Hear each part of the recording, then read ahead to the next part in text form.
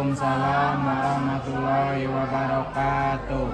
Ya, Bapak Ibu yang saya hormati Bapak Kepala Sekolah SD Negeri 05 dan yang saya hormati Bapak Ibu sekalian guru SD Negeri 05. Saya ucapkan terima kasih kepada Bapak Ibu sekalian yang sudah berkenan hadir dalam kegiatan diseminasi penyebaran pemahaman budaya positif dalam rangka memenuhi salah satu tugas pendidikan guru penggerak modul 1.4 bersama saya Bella Merianti, CGP Angkatan 10 SDN Margahayu 05. Untuk mengefisienkan waktu, untuk mengawali kegiatan ini mari kita mengucapkan basmalah bersama-sama. Bismillahirrahmanirrahim. Untuk acara selanjutnya sambutan dari Bapak Kepala Sekolah. Untuk Bapak Kepala Sekolah saya persilakan. Baik, terima kasih atas pemberian waktunya. Bismillahirrahmanirrahim. Assalamualaikum warahmatullahi wabarakatuh.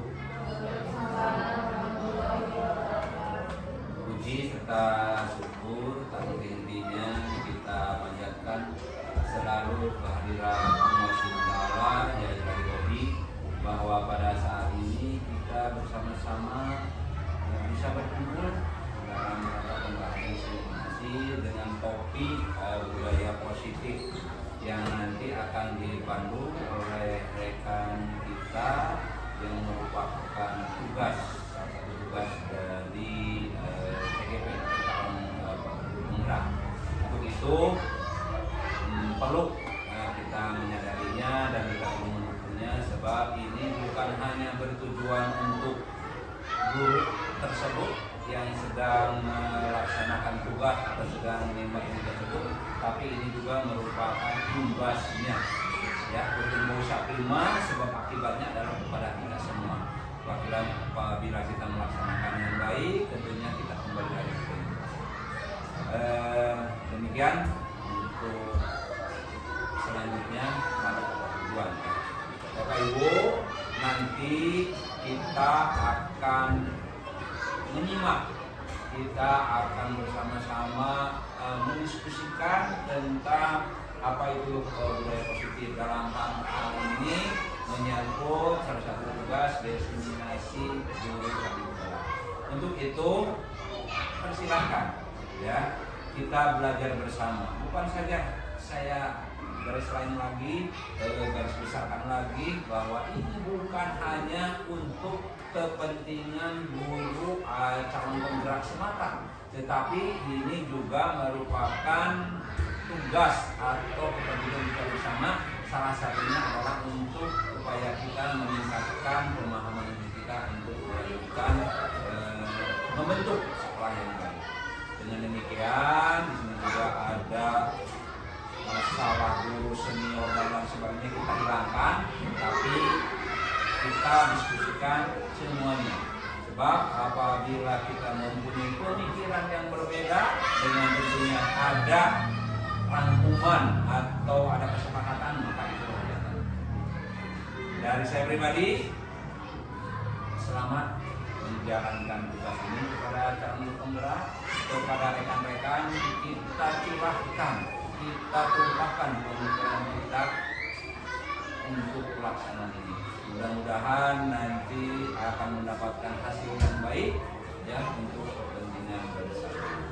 Demikian, mudah-mudahan kegiatan ini berjalan dengan baik dan lancar dan membuahkan hasil yang baik untuk kepentingan, sekali lagi untuk kepentingan sekolah kelompok kita, bukan kepentingan.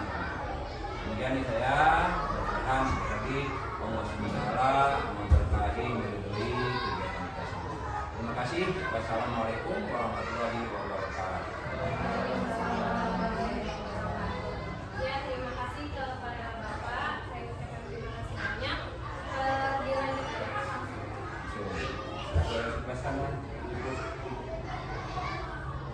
dekat, Jalan. oh jalan. Mungkin saya di sana ya sebagai ini ya, sebagai penyumbang, mungkin sedikit menyumbang ide atau ya sangat sama ya, kita ini kan memberikan kesempatan kepada calon guru penggerak kita untuk memimpin atau memandu ya, istilahnya memandu kegiatan ini. Silakan lanjut ya. Ya. Masih semangat? Ya, meskipun siang-siang kita harus tetap semangat. Sebelum saya memaparkan diseminasi hari ini, saya akan mencoba mengadakan ice breaking.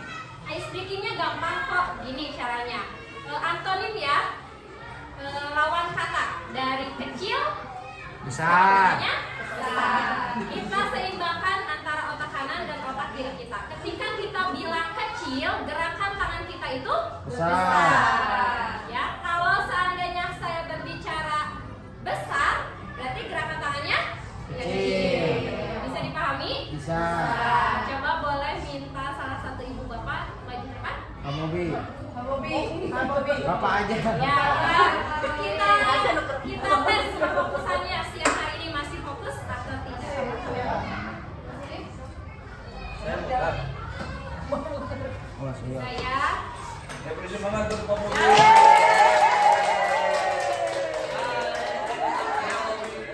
Posisinya masih ingat Pak? Kalau saya bilang besar, tangannya kecil. Kalau saya bilang kecil, tangannya besar. Saya di sini mohon diikuti ya. Saya di sini akan menyebutkan salah satu kata. Tolong praktekkan sama Pak Bobi gimana bentuknya, besar atau kecil. Contoh, semut. Besar. Kecil. Kecil. Kalau kecil kan tangannya Disebut namanya, tapi tangannya Oke. Ya. Oke, semut. Kecil. Gajah. besar. Terus harimau. Besar. Lebih cepat lagi ya. Ya. Katak. Katak kecil. Kecil. Semut. Kecil. Gajah. Besar. Terus ramatuk. Kecil. Oke. Sekali lagi ya Pak Bobi. Istana. Besar. Mangga.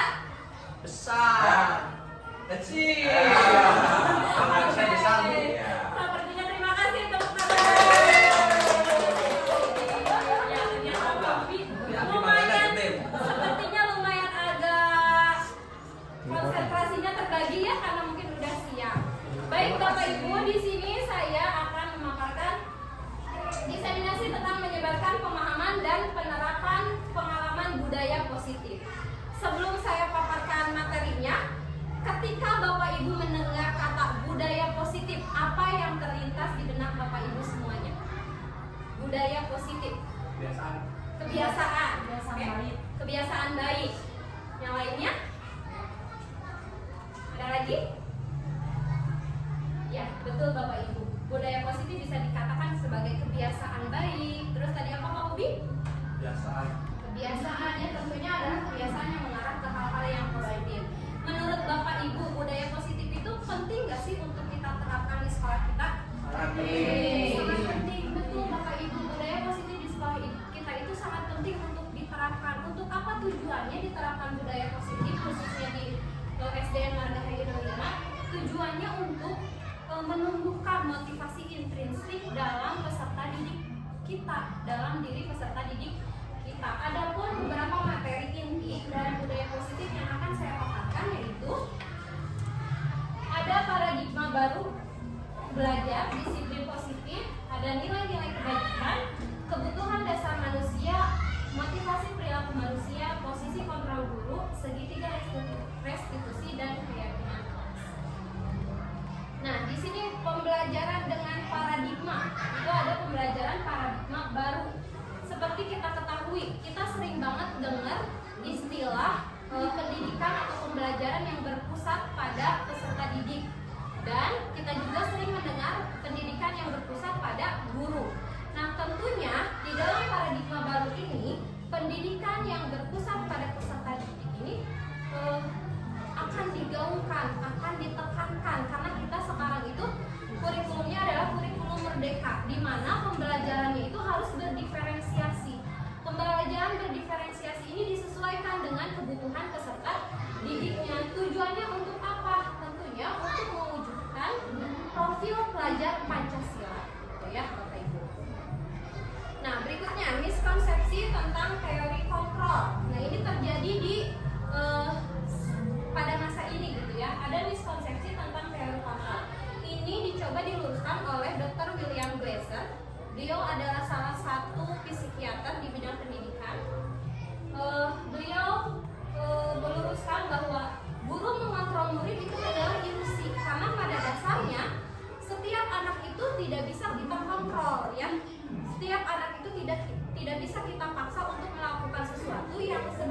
tidak mereka inginkan.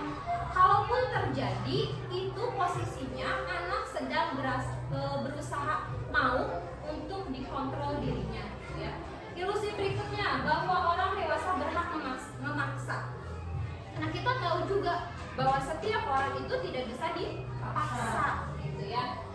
Ilusi berikutnya bahwa kritik dan membuat rasa bersalah mampu menguatkan karakter. Pada kenyataannya, memberikan kritik dan membuat rasa bersalah ini memberikan efek negatif kepada peserta didik kita dalam jangka yang panjang, gitu ya. Berikutnya, ilusi bahwa semua penguatan positif efektif dan bermanfaat. Tidak semua penguatan positif dapat bermanfaat bagi peserta didik kita. Bisa jadi peserta didik kita itu hanya melakukan suatu tindakan atau suatu perilaku atas dasar diberikan penghargaan oleh gurunya, bukan muncul dari motivasi yang ada dalam dirinya sendiri, gitu ya. Nah, berikutnya di sini ada dua teori. Yang pertama itu teori stimulus respon tentang dunia dan teori kontrol, gitu ya. Nah, kita rubah teori stimulus respon, kita rubah menjadi teori kontrol. Yang pada saat stimulus respon menyebutkan bahwa realitas atau kebutuhan kita itu sama, sedangkan di teori kontrol realitanya kebutuhan kita itu berbeda.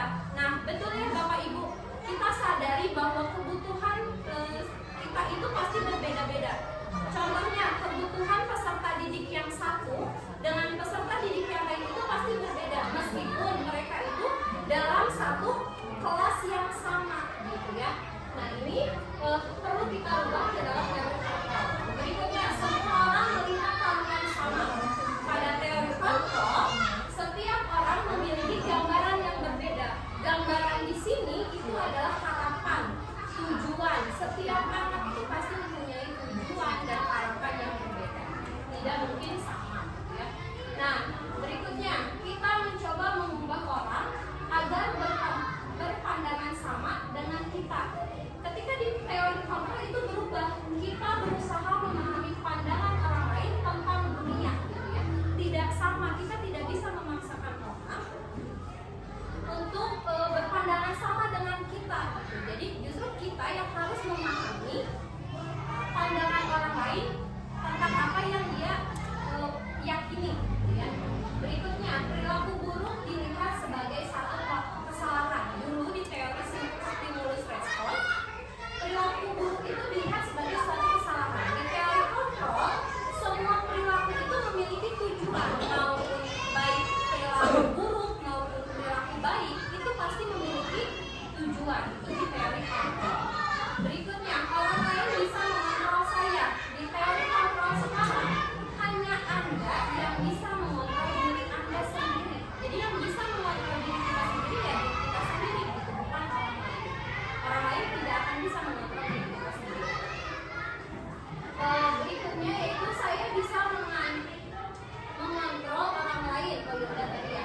Pemaksaan ada pada saat bujukan gagal. Sedangkan di teori kontrol, kolaborasi dan konsensus menciptakan pilihan-pilihan baru. Pada saat stimulus respon, ketika suatu bujukan dianggap gagal ya sudah. Sedangkan di teori kontrol dibutuhkan kolaborasi, kerjasama, dan konsensus berkelanjutan untuk menciptakan pilihan-pilihan baru. Gitu. Jadi nggak stuck ketika gagal ya sudah. Gitu. Kalau di teori kontrol tidak, itu bisa dilakukan kolaborasi, kerjasama gitu, dengan rekan sejawatnya kalau di sekolah. Berikutnya, model berpikir. Ketika stimulus respon, model berpikirnya ada menang, ada kalah. Sedangkan di teori kontrol, model berpikirnya berubah. Menang, menang, menang. Kenapa menang, menang, menang? Karena ketika mencapai suatu tujuan itu memiliki second opinion, memiliki cara pilihan yang lain, gitu ya. Cara yang lain untuk mencapai tujuan tersebut. Jadi ketika gagal, coba lagi, gagal, coba lagi. Dengan tentunya menggunakan cara-cara yang baru, pilihan-pilihannya. Nah, inilah mengubah paradigma stimulus respon, pendekatan teori kontrol. Untuk materi berikutnya adalah disiplin positif. Disiplin. Mendengar kata disiplin, apa yang terlintas dari kata disiplin ini?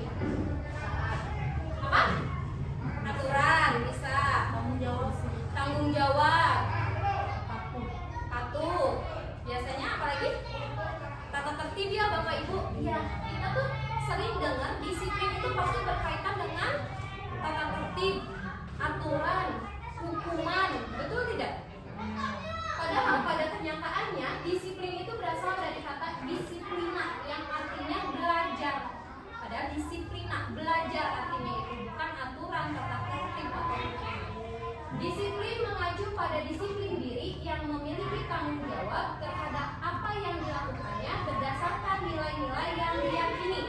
Nah, meyakini nilai-nilai ini menurut Bapak Ibu, motivasi apa yang terbentuk? Motivasi eksternalkah atau internal yang di dalam diri? Internal di dalam diri, karena mereka yakin memiliki tanggung jawab terhadap apa nilai-nilai yang mereka yakini. Pasti ini motivasi dalam diri. Nah, setelah mencapai disiplin, anak yang memiliki motivasi internal dalam dirinya untuk disiplin, maka akan tercipta disiplin positif.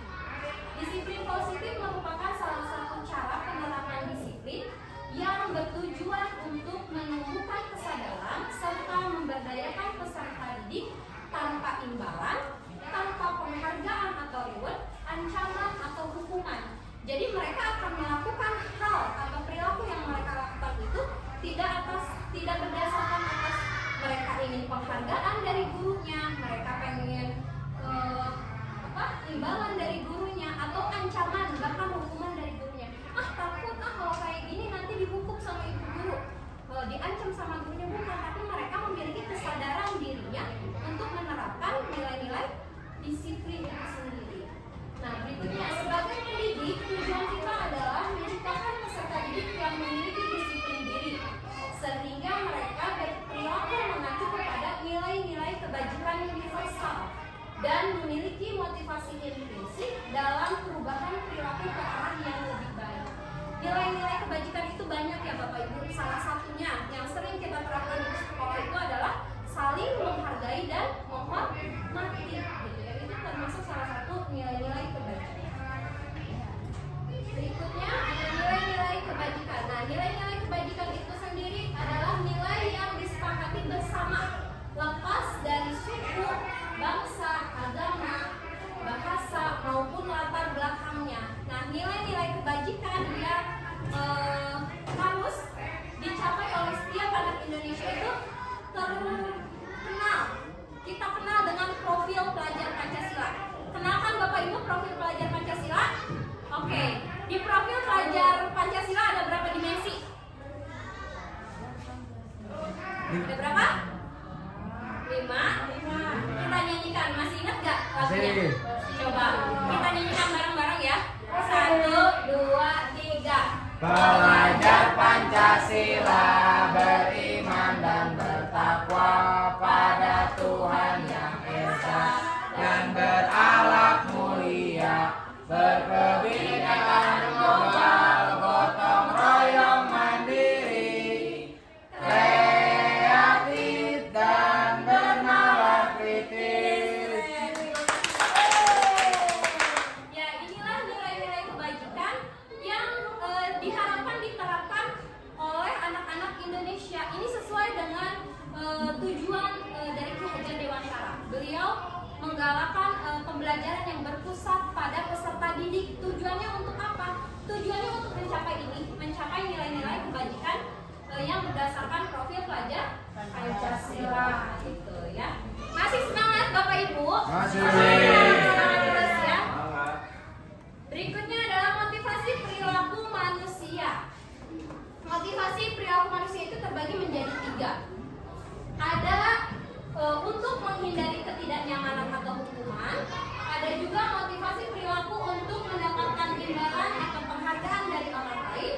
Atau motivasi perilaku untuk menjadi orang yang mereka inginkan dan menghargai diri sendiri dengan nilai-nilai yang mereka percaya. Motivasi perilaku manusia ini ada 2, terbagi menjadi 2. Ada motivasi eksternal, berasal dari luar motivasinya. Ada juga motivasi internal yang berasal dari dalam diri. Nah, untuk motivasi eksternal itu salah satunya untuk menghindari ketidaknyamanan atau hukuman. Sebagai contoh, anak ke sekolah itu cepet-cepet nih masuk jam 7 misalnya, karena takut dihukum oleh bapak ibu guru. Biasanya seperti itu. Atau ketika anak di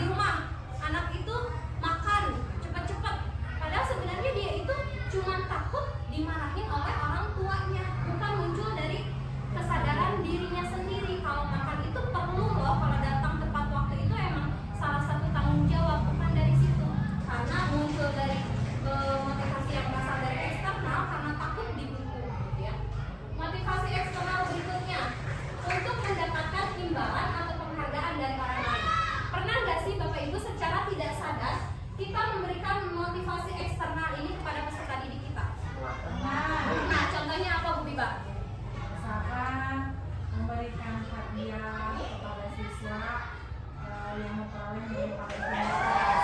Ya, memberikan hadiah kepada siswa yang memperoleh nilai tertinggi di kelas. Nah, ternyata itu motivasi belajarnya berasal dari siapa? Dari luar, dari gurunya yang memberikan hadiah. Bisa jadi anak tersebut hari berikutnya akan melakukan hal yang sama, berusaha keras agar apa? Agar mendapatkan hadiah lagi, gitu ya. Bagus tidak untuk diterapkan? Kurang bagus ya. Nah, yang paling bagus itu adalah motivasi perilaku untuk menjadi orang yang mereka inginkan dan menghargai diri sendiri dengan nilai-nilai yang mereka percaya. Nah, ini adalah motivasi perilaku yang bersifat dari dalam dirinya. Jadi mereka sadar akan nilai-nilai kebajikan yang mereka percaya. Motivasi inilah yang dianggap paling bagus untuk diterapkan di peserta didik. Secara menurut Bapak Ibu, anak-anak di lingkungan sekolah kita itu menerapkan motivasi yang mana? Seringnya eksternal ya. Nah, berarti tugas kita sebagai guru gimana caranya menumbuhkan motivasi internal dalam diri peserta didik. Gimana caranya? Nah, ini PR banget nih. Ini tugas kita banget untuk memunculkan motivasi internal, gitu ya. Nah, berikutnya. Nah, motivasi perilaku yang barusan itu berkaitan dengan hukuman, konsekuensi, restitusi. Bapak Ibu sekalian, saya sebenarnya untuk menu restitusi ini saya baru, ini bagi saya teori baru yang baru saya ketahui di dalam pendidikan guru penggerak, gitu ya Bapak Ibu. Saya udah kenal hukuman secara sepintas, konsekuensi. Nah, restitusi ini adalah teori baru yang saya kenal ketika saya berada di pendidikan guru penggerak ini, gitu ya. Kalau hukuman, bedanya hukuman dan konsekuensi. Bedanya apa? Kalau hukuman itu tidak terencana atau tiba-tiba spontan aja kita berikan. Ketika kita contohnya melihat anak yang datang ke sekolah telat misalnya, ayo kamu pungutin sampah. Itu secara langsung, secara tidak langsung kita memberikan sebuah hukuman. Tiba-tiba tanpa anak itu kan tidak tahu apa yang akan terjadi ketika dia terlambat ke sekolah. Betul tidak? Ya. Berikutnya murid tidak tahu apa yang akan terjadi atau tidak dilibatkan. Nah, dalam hukuman itu apakah terlibat murid? Jadi kalau kamu datang ke sekolah, kamu akan mengambil sampah misalnya. Terlibat tidak? Terlibat tidak ketika hukuman? Tidak, karena bisa saja hari berikutnya dia kesiangan, hukumannya berbeda dengan hari sebelumnya, gitu. Jadi hukuman itu secara spontan langsung diterapkan, gitu ya. Bersifat satu arah. Biasanya hanya gurunya saja nih yang menentukan hukuman apa untuk perilaku yang mereka lakukan. Yang berikutnya, hukuman itu bisa berupa fisik atau psikis. Kalau fisik contohnya push up, lari lapangan, itu contoh dari fisik. Kalau psikis dia lebih ke verbal, bahasa, bisa jadi iya, ya. Nah, konsekuensi ini satu tingkat lebih atas daripada hukuman. Bedanya apa? Di konsekuensi alurnya itu terencana atau disepakati sesuai peraturan. Jadi biasanya kan kita membuat tata tertib sekolah tuh. Nah, di tata tertib sekolah sudah ada disepakati dulu kalau seandainya datang terlambat konsekuensinya apa. Biasanya kalau di pelajaran olahraga datang terlambat biasanya pembeli tarik piring lapangan ya, biasanya gitu. Nah, tapi anak itu sudah mengetahui kan sebelumnya aturan tersebut. Dan itu konsekuensi, beda sama murid tetap dibuat tidak nyaman. Iya betul, tidak nyaman. Kita memberikan konsekuensi pastinya tidak nyaman ya. Aku jadi disuruh ini gara-gara telat. Tapi mereka sadar, mereka tahu bahwa memang konsekuensi yang mereka terima harus seperti itu, ya. Sikap guru selalu memonitor murid, jadi memonitor setiap murid, gitu ya. Nah, kalau di restitusi itu berbeda. Ini tingkatannya lebih bagus lagi, proses menciptakan kondisi bagi murid untuk memperbaiki kesalahan dan proses kolaboratif yang mengajarkan murid untuk mencari solusi sendiri. Jadi ketika di restitusi ini kita mencari tahu dulu itu ketika mereka melakukan perilaku yang tidak sesuai, pasti punya alasan tertentu dong. Nah, kita ajak ngobrol, carilah, arahkan mereka ke arah di mana mereka itu mau mengambil perilaku yang mana, mau bersikap seperti apa, dan cari solusinya bareng-bareng. Biarkan mereka mencari solusi atas permasalahan yang dia buat, gitu ya. Kalau datang terlambat, kita tanya dulu kenapa anak tersebut terlambat, gitu. Terus gimana caranya kita lemparkan, kita arahkan solusi apa yang bisa mereka berikan untuk mengatasi permasalahannya. Nah, di sini saya punya beberapa kasus, kita analisis bersama-sama. Ini termasuk hukuman atau konsekuensi. Yang pertama, mencatat 100 kali di dalam buku kalimat saya tidak akan terlambat lagi karena terlambat ke sekolah. Termasuk hukuman apa konsekuensi? Hukuman. Nah, karena ini terjadinya secara tiba-tiba ya. Tidak ada kesepakatan antara guru dan siswa. Lari mengelilingi lapangan basket 2 kali karena terlambat hadir di sekolah. Konsekuensi apa hukuman? Hukuman. Ini termasuk hukuman, kecuali kalau di belakangnya ditambahi di pelajaran PJOK karena mungkin ya nyambung dengan bidang studinya. Berikutnya, murid diminta untuk push up 15 kali karena tidak menggunakan masker ke sekolah. Konsekuensi? Ini termasuk hukuman Bapak Ibu. Nah, untuk yang terakhir, menggantikan kertas tugas teman yang telah dicoret-coret. Hukuman. Ini konsekuensi. Mereka sadar, mereka tahu apa yang mereka buat itu adalah salah. Konsekuensinya harus mengganti buku temannya. Gitu ya. Nah, bukan hanya hukuman, bukan hanya konsekuensi. Ternyata di sini penghargaan juga termasuk cara mendisiplinkan peserta didik yang dianggap kurang sesuai, gitu ya. Penghargaan itu ada yang dikatakan didukung oleh penghargaan. Alfikon mengukuhkan baik penghargaan maupun hukuman adalah cara-cara mengontrol perilaku seseorang yang menghancurkan potensi untuk pembelajaran yang sesungguhnya. Jadi ketika tadi Bu Bibah bilang memberikan permen itu, ternyata itu adalah salah satu sebenarnya Bu Bibah itu sedang menghukum anak tersebut dengan memberikan suatu penghargaan, gitu ya. Berikut merupakan beberapa pernyataan tentang memberikan penghargaan yang nilainya sama dengan menghukum seseorang. Yang pertama, jika kita mendapatkan penghargaan untuk melakukan sesuatu yang baik, maka selain kita senantiasa berharap mendapatkan penghargaan tersebut lagi, kita pun menjadi tidak menyadari tindakan baik yang kita lakukan. Contoh, ketika anak bisa menjawab pertanyaan, kasih nih permen sama kita kan. Terus besoknya anak itu tuh berusaha untuk menjawab baik lagi, biar apa? Biar mendapatkan permen. Nah, itu sebenarnya menghukum dirinya sendiri. Kenapa? Peserta didik tersebut jadi tidak menyadari tindakan baik yang mereka lakukan itu sebenarnya untuk apa, tujuannya untuk apa. Pernyataan berikutnya, ketika seorang diberi penghargaan atau dipuji di depan orang banyak, maka yang lain akan merasa iri, dan sebagian dari mereka akan tidak menyukai orang yang diberikan penghargaan. Mereka yang percaya bahwa mereka tidak memiliki kesempatan untuk mendapatkan penghargaan akan berhenti mencoba. Ini biasanya terjadi di dalam diskusi kelas. Ketika ada salah satu anak yang muncul, kita memberikan pujian ya kepada anak tersebut. Kadang kelompok lain ada yang iri, bener gak? Ih, ibu mah anak itu terus dipuji, hari aku mah enggak. Biasanya gitu kalau anak SD ya biasanya.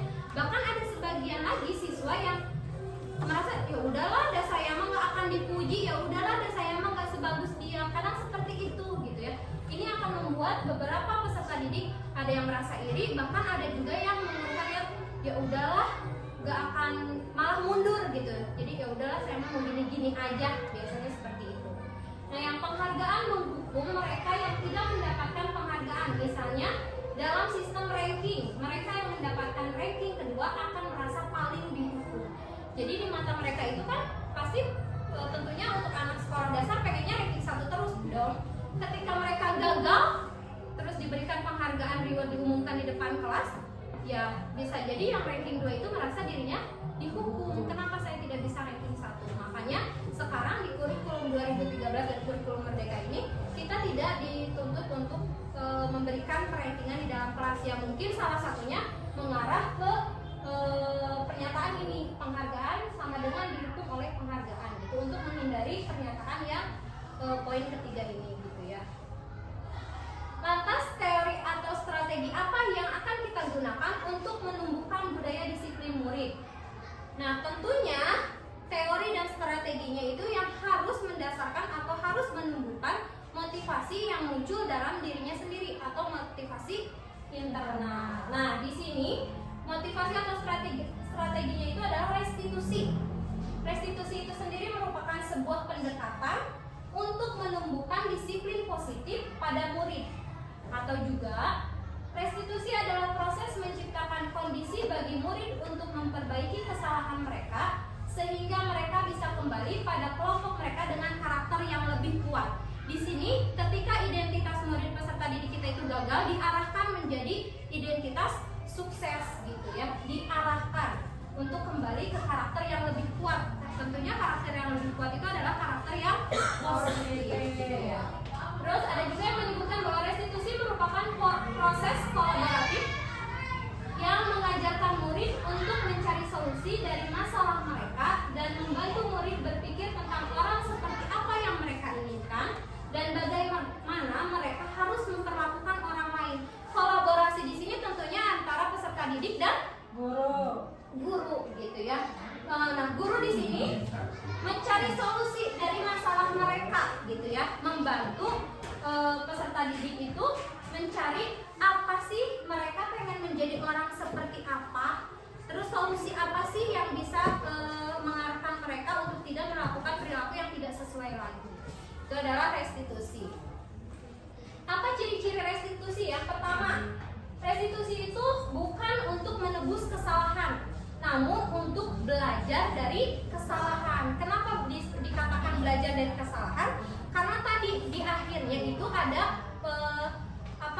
pencarian solusi terhadap perilaku yang tidak sesuai dari mereka gitu. Yang kedua adalah restitusi adalah tawaran, bukan paksaan. Jadi kita tidak memaksakan anak itu, tapi kita memberikan tawaran kepada mereka. Ciri yang ketiga, restitusi menuntun untuk melihat ke dalam dirinya gitu ya. Ciri yang keempat, restitusi mencari kebutuhan dasar yang mendasari suatu tindakan. Restitusi diri adalah cara yang paling baik. Terus fokus pada karakter, bukan tindakan. Jadi ketika hukuman itu kan lebih kepada tindakan ya. Nah, sedangkan restitusi itu kepada karakternya, karakter apa yang mereka inginkan, perilaku apa yang mereka inginkan gitu ya. Terus restitusi itu menguatkan peserta didik. Restitusi fokus pada solusi yang tadi di akhirnya itu siswa diarahkan untuk mencari solusi atas permasalahannya sendiri. Dan yang terakhir, ciri yang terakhir, mengembalikan murid yang berbuat salah pada kelompoknya yang tadi identitas gagal diarahkan menjadi identitas sukses. Ya tentunya sukses di sini adalah hal yang positif gitu. Gimana Bapak Ibu, masih semangat? Semangat. Kita lanjutin lagi ya materinya.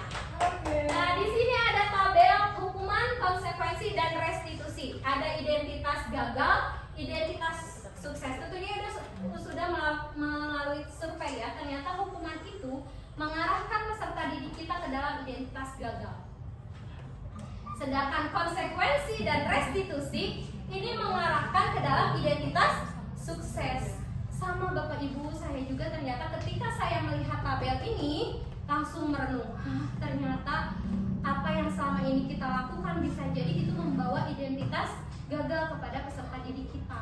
Makanya ini tugas kita, PR kita sebagai guru untuk menuju ke identitas sukses, mengubah hukuman menjadi konsekuensi atau restitusi gitu ya. Nanti di berikutnya kita akan belajar membuat kesepakatan kelas untuk mengarah kepada tahapan konsekuensi. Nah, baik Bapak Ibu, di sini ada sebuah kasus. Saya bacakan ya. Kelihatan? Apa saya bacakan? Bacakan. Iva kurang menguasai pelajaran matematika. Sehingga pada saat pelajaran tersebut berlangsung, dia lebih banyak berdiam diri atau menggambar di buku pelajarannya. Pada saat guru matematikanya Pak Seno menanyakan pertanyaan, Iva menjadi gugup dan tak sengaja menjatuhkan tasnya dari kursi, serta tiba-tiba menjadi gagap pada saat berupaya menjawab. Seluruh kelas pun tertawa melihat perilaku Iva yang bicara tergagap dan terkejut tersebut. Pak Seno pada saat itu membiarkan teman teman Iva menertawakan Iva yang tergagap dan malu luar biasa, dan malahan minta Iva untuk maju ke depan dan berdiri di depan kelas sambil menunjuk hidungnya karena tidak bisa menjawab pertanyaan Pak Seno. Kelas semakin gaduh dan anak-anak pun tertawa melihat Iva di depan kelas memegang ujung hidungnya.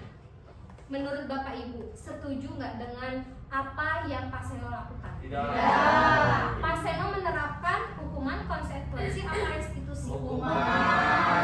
Nah, mudah-mudahan ini tidak terjadi di sekolah kita ya Bapak Ibu. Amin. Nah, untuk berikutnya, mengapa keyakinan kelas bukan peraturan kelas? Nah, sekarang sebuah aturan itu kita ganti dengan keyakinan kelas. Mengapa? Kalau zaman dulu, zaman saya sekolah itu adalah aturan. Benar nggak Bapak Ibu? Zaman sekarang itu adalah aturan. Sedangkan kita sekarang kita rubah jadi keyakinan. Kenapa keyakinan? Ada kaitannya dengan motivasi perilaku manusia. Karena pasti keyakinan. Karena keyakinan itu pasti, betul. Ada lagi? Keyakinan itu kesadaran. Kesadaran.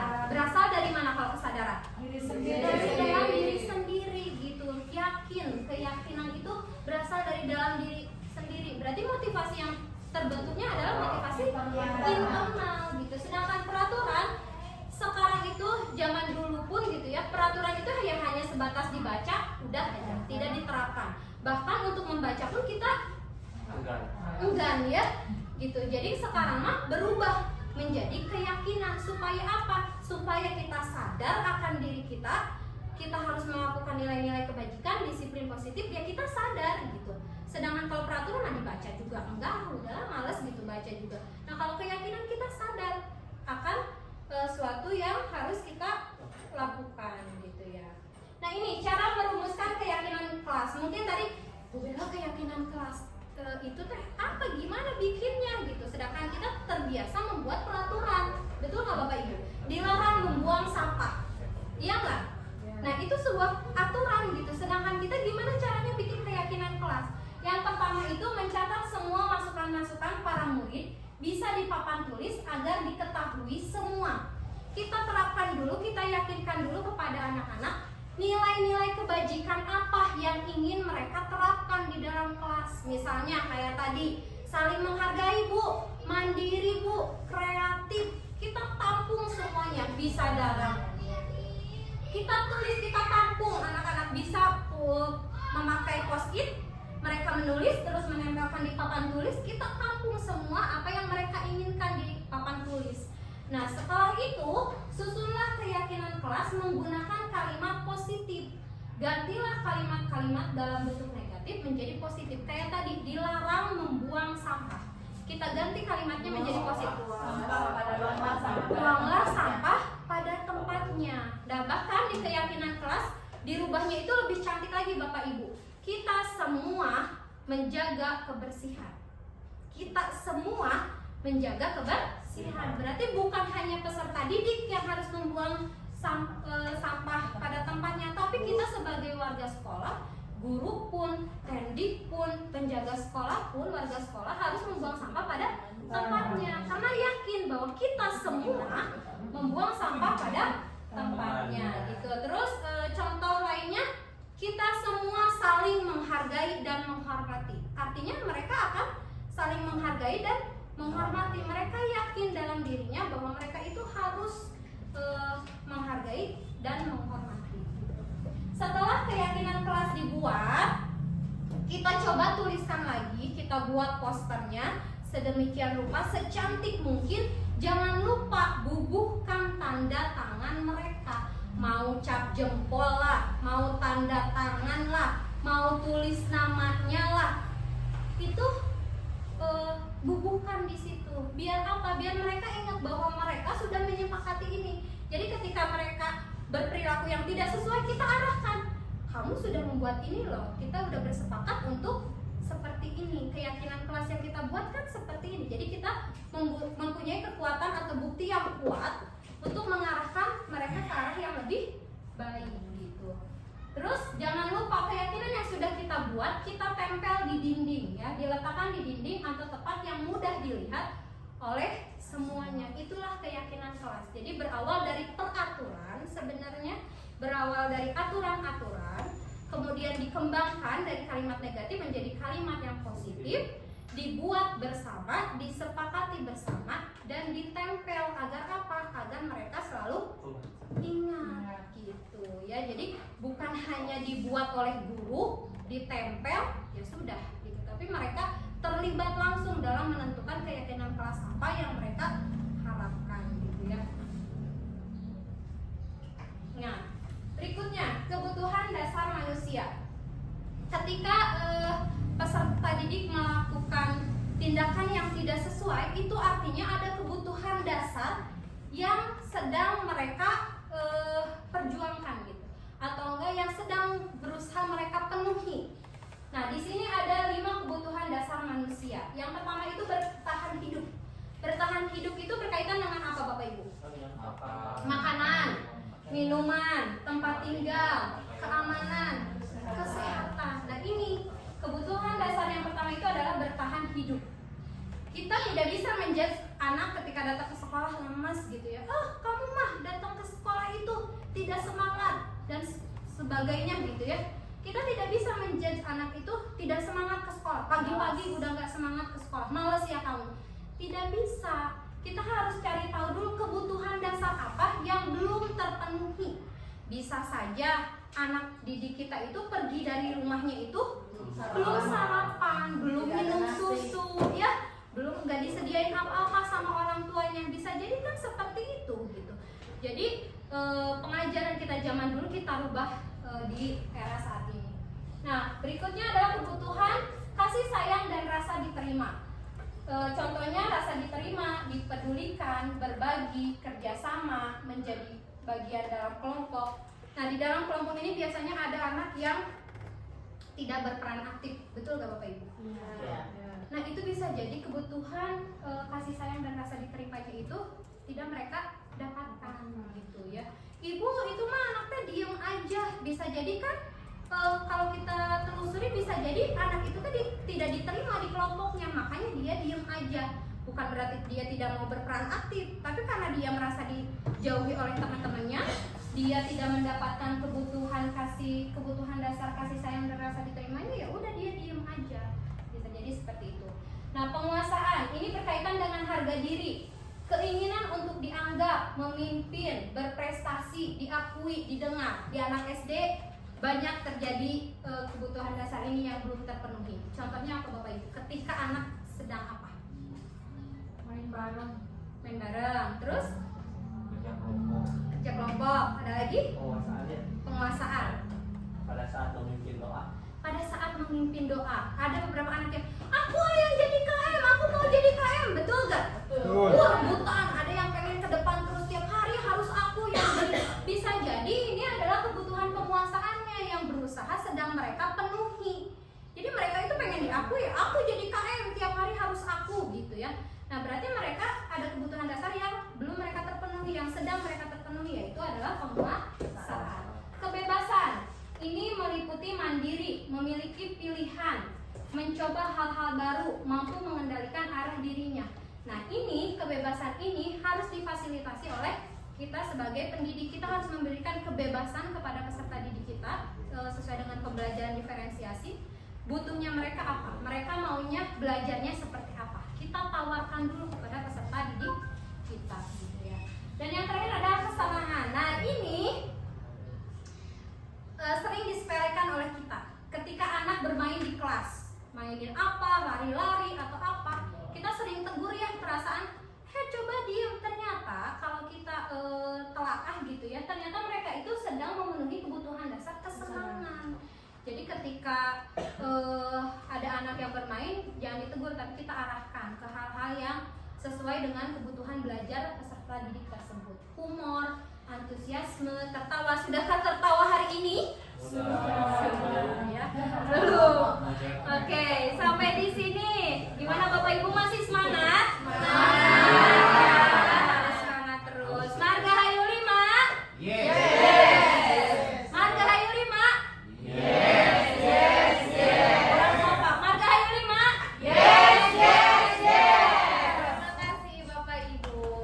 Nah, di sini berikutnya adalah 5 posisi guru. 5 posisi kontrol guru. Melihat ini ada penghukum, pemantau, manajer, membuat rasa bersalah, teman. Posisi kontrol kita ada di mana? Penghukum, pemantau, membuat rasa bersalah, manajer, teman. Pemantau. Pak Ramdan pemantau, Bu Biba. Pemantau dan kadang-kadang penghukum. Penghukum, Bang Bobi. Manajer atau teman? Oke, Bu Bida di mana? Pemantau. Pemantau. Penghukum juga. Penghukum, Bu Imas. Pemantau teman. Pemantau dan teman. Pak Ilham? Pemantau dan teman. Bu Desa? Pemantau dan teman. Pemantau dan teman. Bu Kuku? Kadang pemantau, kadang penghukum. Kadang pemantau, kadang penghukum. Bu Febri? Pemantau dan teman. Pemantau dan teman. Bu Pia? Pemantau dan penghukum. Pemantau dan teman. Saya juga tapi gimana ini? Bukunya? Ya, apa? Sama Bapak Ibu, saya juga ketika melihat ini ternyata posisi kontrol saya ada di penghukum, Dan pemantau, manajer. membuat rasa bersalah saya pernah, sebagai teman juga saya pernah. Ternyata yang belum ini loh di manajer, ya. Nah, level tertinggi posisi kontrol kita sebagai guru itu adalah di posisi manajer. Manajer mah biasanya di perusahaan-perusahaan. Ternyata di guru juga ada posisi kontrol sebagai manajer. Ternyata ya posisi kontrol kita itu beragam dan bervariatif. Nah, di sini ada contoh penerapan 5 posisi guru. Kasusnya, siswa tidak memakai atribut lengkap. Di sini ada pernyataan. Menurut Bapak Ibu, posisi kontrol apa yang terjadi di kalimat berikut? Ini adalah perkataan yang diutarakan oleh seorang guru. Ayo dong, ikuti aturan sekolah. Tolong bantu ibu bapak ya. Sekali ini aja. Ya sudah, tidak apa-apa. Lain kali jangan sampai berbuat seperti ini lagi ya. Teman. Sebagai apa? Pembuat rasa bersalah. Teman. Apa? Manajerial jadi teman. Manajerial dan teman. Kita lihat.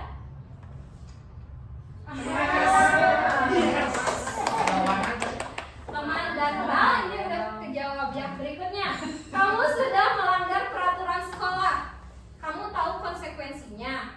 Setelah upacara, kamu beli atribut ke koperasi dan jangan diulangi lagi ya. Ini adalah sebagai pemantau. Dia mengingatkan, mengarahkan ketika peserta didiknya melakukan kesalahan. Ya. Nah ini, hormat pada bendera selama 1 jam. Penghukum. Ini sudah sangat jelas penghukum. Ini adalah penghukum ya. Berapa kali ibu bapak harus memberitahu kamu selalu saja mengecewakan ibu bapak? Rasa bersalah. Nah, ternyata bapak ibu sudah tahu ya, sudah bisa membedakan mana yang harus diucapkan sebagai pemantau, penghukum yang biasa diucapkan gitu ya. Nah, yang terakhir ini adalah, apakah kamu tahu kesalahanmu? Kira-kira bagaimana kamu memperbaiki kesalahanmu? Ini adalah posisi manajer, di mana di bawahnya dibantu untuk mencarikan solusi atas kesalahan atau tindakan yang tidak sesuai yang dilakukan oleh peserta didik. Ya. Nih, sekarang masih punya tebak-tebakan lagi. Posisi kontrol apakah aku? Rasa bersalah.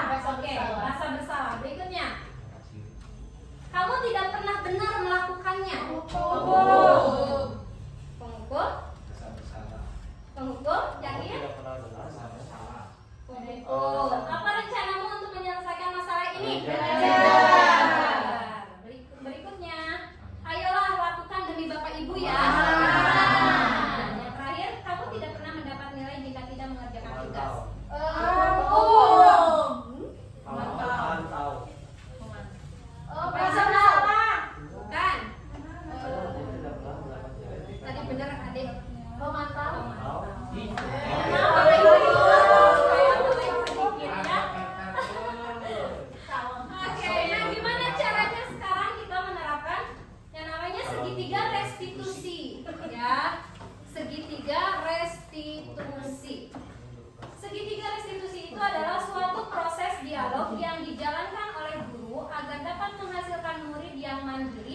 dan bertanggung jawab. Tindakannya ada 3 yang dilakukan dalam segitiga restitusi. Yang pertama itu adalah menstabilkan identitas, ya. Identitas gagal menjadi sukses. Yang kedua adalah validasi tindakan yang salah.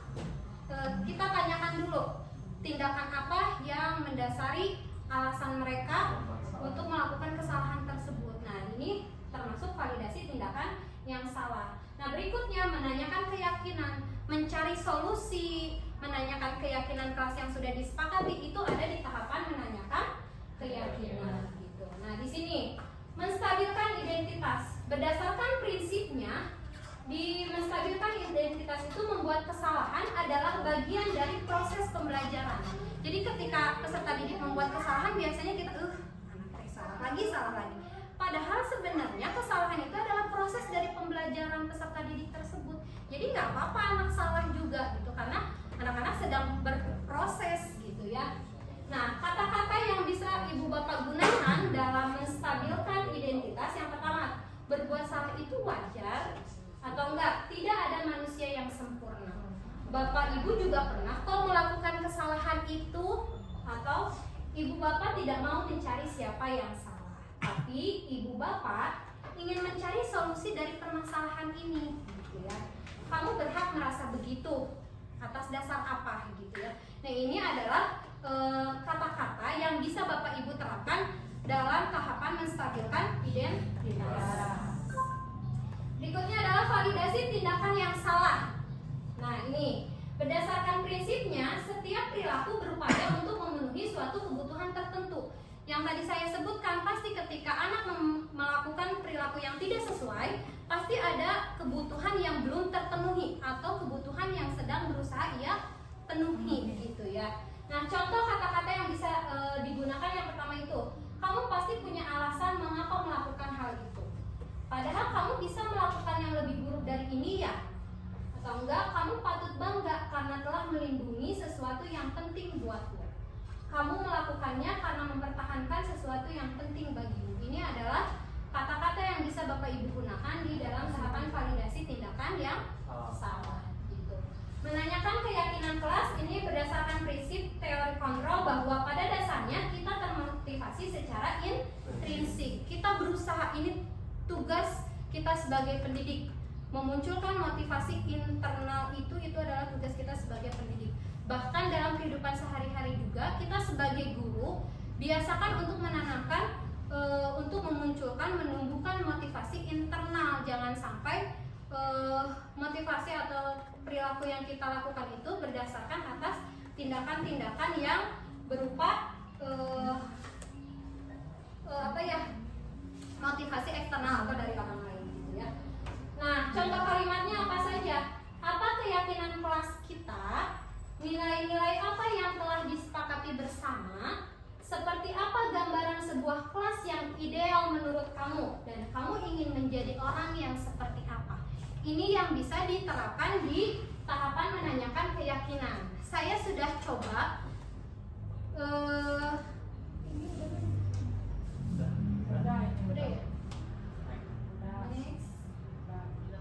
Nah, di sini saya pernah melakukan praktik segitiga restitusi, mencoba untuk menerapkan dalam sebuah kasus. Yang contoh kasusnya adalah Dava adalah salah seorang siswa kelas 3B. Dalam kasus ini Dava terlambat datang ke sekolah. Berkenan ditonton ya Bapak Ibu. Ini adalah contoh kasusnya. Dava terlambat datang ke sekolah. Jadi ketika ada perilaku yang tidak sesuai, ketika dalam proses pembelajaran, berlangsung aja proses pembelajarannya. Nanti di akhir atau jam istirahat, Bapak Ibu boleh melakukan segitiga restitusi untuk menanyakan atau mencari solusi atas apa yang mereka lakukan gitu ya. Next. Nah, ini saya mencoba melakukan segitiga restitusinya. Kedengeran nggak ya suaranya? Udah mau kedengeran ya? Iya, enggak. Enggak apa-apa. Gak apa-apa, tonton aja sampai akhir. Di sini saya menanyakan, halo Dava, apa kabarnya hari ini? Baik. Terus saya tanya ke Dava, Dav, hari hari ini ada kejadian apa ya? Terus kata Dava bilang, Dava tahu nggak kenapa Dava dipanggil ke sini? Ternyata Dava bilang, enggak Bu, aku nggak tahu. Kalau tadi Dava kira-kira ke sekolah, masuk sekolah itu jam berapa? Jam 7 Bu. Tadi Dava datang jam berapa? Jam 7.15. Oh gitu. Nah di sini Ibu tidak menyalahkan Dava. Ibu yakin Ibu juga pernah melakukan kesalahan. Di sini Ibu hanya akan menanyakan gimana caranya kita mencari solusi bersama. Terus saya coba tanya, Ibu yakin nih pasti Dava punya alasan tertentu kenapa Dava datang terlambat ke sekolah. Ternyata Dava memberikan alasan. Iya Bu, saya malam main HP sampai jam 10. Terus gak bisa tidurnya jam 12 katanya seperti itu. Jadi pagi-pagi saya datang sekolahnya terlambat. Oh gitu, kata saya. Menurut Dava, tindakan Dava itu betul apa salah ya? Salah Bu. Dava mau nggak berubah jadi anak yang lebih baik lagi? Mau. Terus Dava ingat nggak keyakinan kelas apa yang sudah kita sepakati? Dava menjawab, datang tepat waktu Bu, kata Dava. Itu keyakinan kelas yang sudah disepakati, datang tepat waktu. Terus saya coba arahkan. Nah, menurut Dava, kira-kira apa sih yang bisa Dava lakukan biar Dava itu tidak kesiangan lagi? Oh Bu, tidurnya harus cepet-cepet, gak boleh main HP lama-lama. Nah, berarti kan dia memunculkan motivasi, memunculkan dalam dirinya, oh berarti harus seperti ini nih, gak boleh main HP malam-malam sampai malam, gak boleh tidur malam-malam. Itu muncul dari saya atau dari Dava? Dari Dava. Terus saya menanyakan lagi keyakinannya, Dava bisa nggak berubah?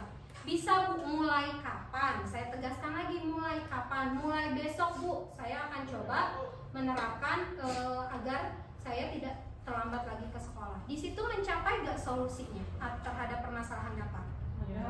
Ada. Saya memberikan hukuman nggak di situ? Tidak, malah saya mengarahkan Dava untuk mencari solusi atas apa tindakan yang tidak sesuainya. Solusinya berasal dari mana? Ya dari dalam diri Dava. Saya bertugas hanya untuk mengarahkan saja. Nah ini adalah salah satu contoh penerapan segitiga restitusi. Baik Bapak Ibu, mudah-mudahan presentasi saya hari ini, pemaparan materi saya hari ini sudah selesai. Mudah-mudahan ini menjadi bekal untuk kita memperbaiki proses pembelajaran kita di sekolah. Kita juga sama-sama belajar untuk memunculkan motivasi dalam diri kita. Ternyata kita itu masih perlu banyak belajar untuk menjadi guru atau pendidik yang baik untuk peserta didik kita. Ternyata PR kita itu banyak banget. Nah mudah-mudahan kedepannya kita bisa menerapkan, kita bisa saring ilmu, berbagi ilmu untuk menumbuhkan budaya positif di sekolah kita, khususnya di lingkungan SDN Margahayu 05. Nah, tadi saya lupa menyampaikan bahwa budaya positif itu harus disesuaikan dengan lingkungan tempat kita mengajar. Ya, mudah-mudahan kurang puas penutup dari saya dalam penerapan program disiplin positif.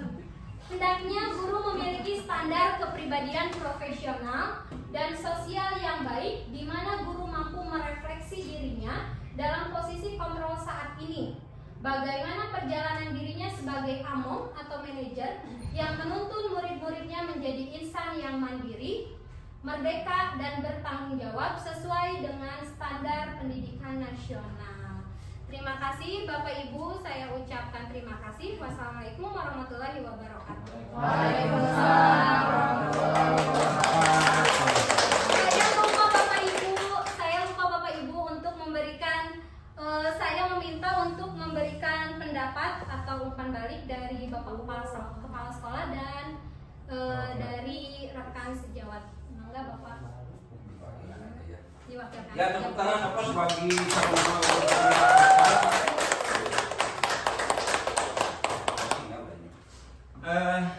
baik Bapak Ibu, tadi sudah kita cermati bersama, sudah kita saksikan bersama salah satu dari calon guru penggerak dari sekolah kita sebagai testimoni terakhir atau pendapat terakhir dari saya pribadi, mungkin mewakili keseluruhannya, yaitu membawakan pembawaan dan segala sesuatunya, cara penyampaian, baik secara ilmiah, data dan lain sebagainya sudah baik.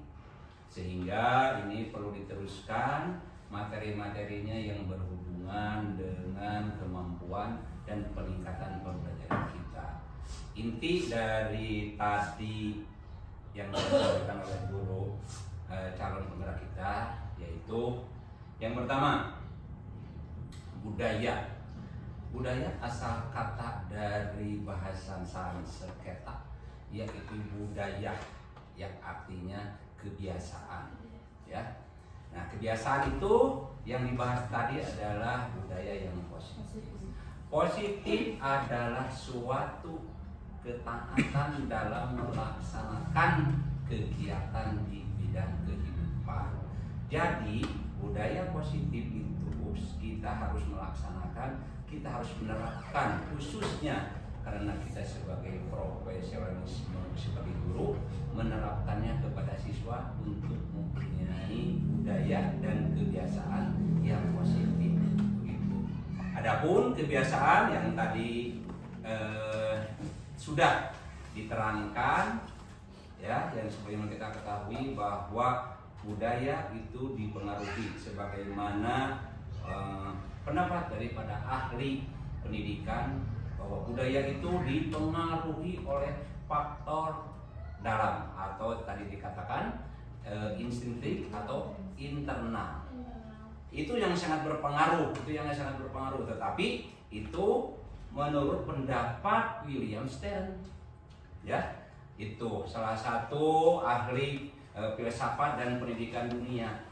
Ketika menyatakan pendapat itu bahkan disanggahlah bahwa budaya juga bisa dipengaruhi dan sangat berpengaruh yaitu secara eksternal atau ekstrinsik. Itu dikemukakan oleh Profesor Dr. John Locke. Nah, mana saja yang jadi kita itu mana yang harus kita terapkan kepada siswa itu? Mana yang harus kita secara global kita pengaruhi? Memberikan keyakinan kepada siswa itu apa? Apakah secara internal yang tadi dengan bahasa, apakah secara eksternal? Maka kedua pendapat itu dinyatakan benar. Maka secara beberapa ahli, ini tidak memberikan satu ahli, dikumpulkanlah beberapa ahli, maka kita ketahui timbullah teori tabula rasa, yaitu adanya budaya positif itu dipengaruhi oleh eksternal dan internal atau tadi juga istilahnya ekstrinsik kalau dulu mah intrinsik. Tugas kita sekarang Bapak Ibu yaitu mari kita ciptakan budaya kepada siswa. Yang pertama secara internal dulu. Tadi sudah dibahas secara gamblang menyatakan bahwa sedang kita ciptakan, kita bangun keyakinan, kita bangun suasana dalam diri siswa untuk berkelakuan atau berbudaya yang sangat positif. Eksternalnya kita juga sama harus mempengaruhi. Ini jadi selain ada kesadaran sendiri juga kita juga harus menciptakan mempengaruhi lingkungan yang baik, baik terhadap di rumah oleh orang tua maupun di sekolah oleh kita. Ciptakan suasana yang sangat menyenangkan, ya. Kalau ada pengaruh internal dari keluarganya, anak tersebut dimarahi karena sesuatu hal, ya, datang ke sekolah, ciptakan, hilangkan suasana itu mah, ya. Kata bahasa sadar ke madi imah budak terudet dicarikan kolosna datang ke imah ku guru oge ditambah dicari. Jangan, ciptakan, ya, suasana eksternal atau lingkungan yang lebih baik lagi.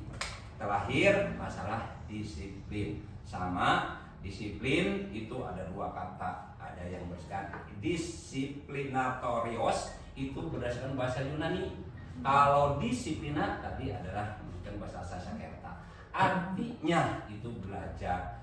Saya pribadi mengajak kepada semua rekan-rekan, makanya saya ingin menerapkan disiplin. Disiplin apa? Belajar. Belajar apa? Mari kita belajar bersabar menghadapi siswa. yang sangat bervariatif.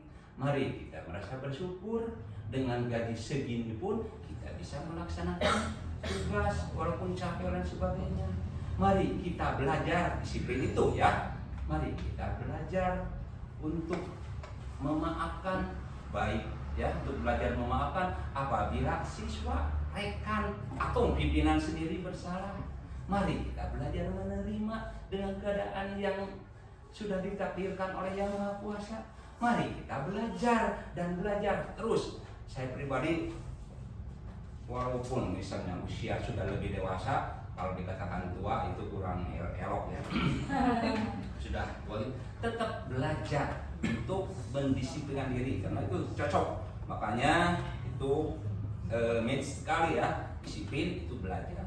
Ya, mari kita belajar untuk selalu memaafkan orang lain, terutama siswa kita. Jadi berdasarkan institusi, jangan terlalu banyak menciptakan hukuman. Ya itu karena kita sudah belajar untuk mengakui ya, kita bisa saja kamu ini kan kita juga pernah dulu demikian. Baik Bapak Ibu, inilah yang dikatakan dengan transfer ilmu ya. Saya pribadi dari pimpinan di sini yang dituakan ya. Terima kasih. Inilah yang dikatakan dengan memberikan ilmu-ilmu dengan adanya calon gubernur. Kita dukung bersama sebab nantinya akumulasinya itu dampak yang baiknya akan terhadap kita. Demikian pesan terakhir, lanjutkan semua tugas. Mohon atau minta selalu pendapat yang sejawat atau teman yang lebih senior lagi ya, selalu meminta ilmu ya. Terima kasih dan saya yakin secara keseluruhan pemateri ini saya lihat ini adalah paham sekali karena apa? Membawakannya materi sudah lebih baik. Kita applause ya. Kemudian mudah-mudahan tapi jangan puas untuk kedepannya untuk lebih baik lagi. Terima kasih dari saya, silakan closing. Wassalamualaikum warahmatullahi wabarakatuh. Terima kasih Bapak atas umpan baliknya, sangat bermanfaat sekali khususnya bagi saya. Terakhir sebelum closing saya masih mau mendengarkan semangat dari Pak Bobi. Ada mungkin tambahan? Mau? Ada tanggapan dari Pak Bobi? Gimana Pak?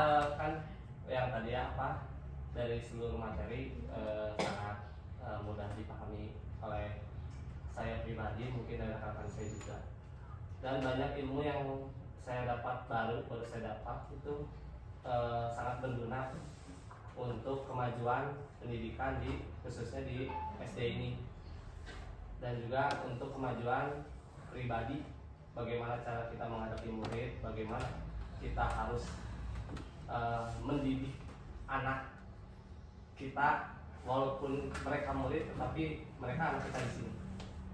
Jadi jangan anggap murid itu orang lain, tapi murid itu anak kita sendiri. Posisikan rekan-rekan bagaimana cara mendidik yang benar. Dengan ilmu yang hari ini saya dapat itu sangat bermanfaat sekali. Iya.